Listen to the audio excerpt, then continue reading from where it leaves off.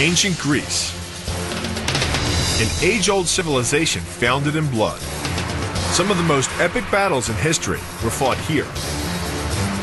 And at their heart was a brutal fighting style thought lost for almost 2,000 years.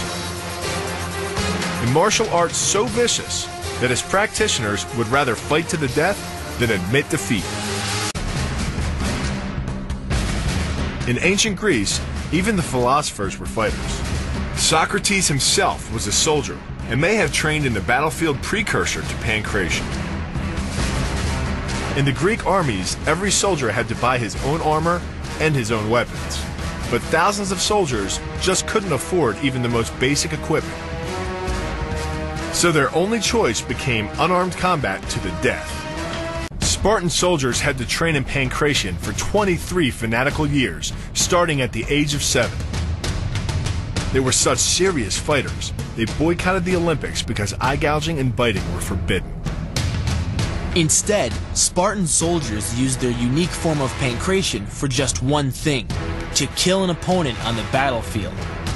In ancient warfare, two lines of armored soldiers would meet in a clash of shields. In the chaos of battle, it was all too easy to lose both your weapon and your footing and find yourself on the ground. But because of the armor, strikes were of limited use, so the Spartans developed other killer moves. So I guess this would pretty much break his neck, huh? Exactly.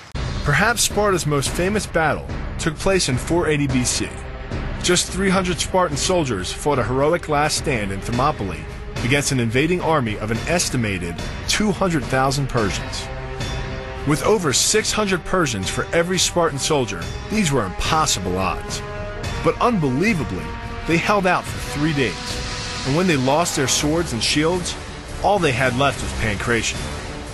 The brutality and strength of the Spartans has never been forgotten, and continues to inspire soldiers to this day. They didn't call him great for nothing.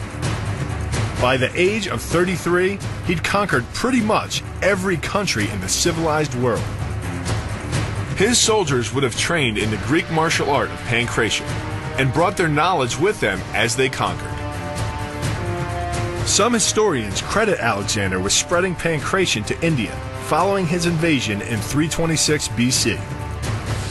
From India, Buddhist monks may have brought aspects of the art to China, which in turn planted the seed for all Asian martial arts, including Kung Fu, Karate, and Muay Thai.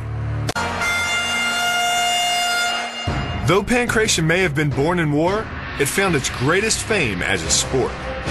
Soon after the Greeks founded the Olympic Games in 700 BC, Pankration moved from the battlefield to the stadium. Beneath the city's famed Temple of Zeus, we met Dr. Emmanuel Mixagianakis, who tells us the story of the so-called heavy games at the Olympics. So why did they call them the heavy games?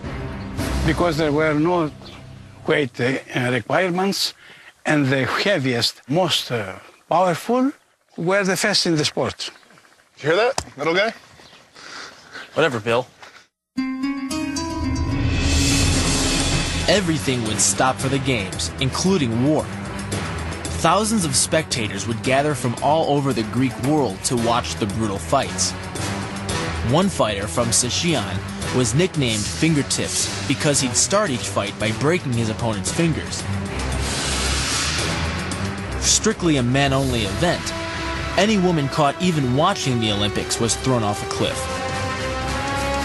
The games were sometimes blood events. They were very dangerous. Death was not excluded.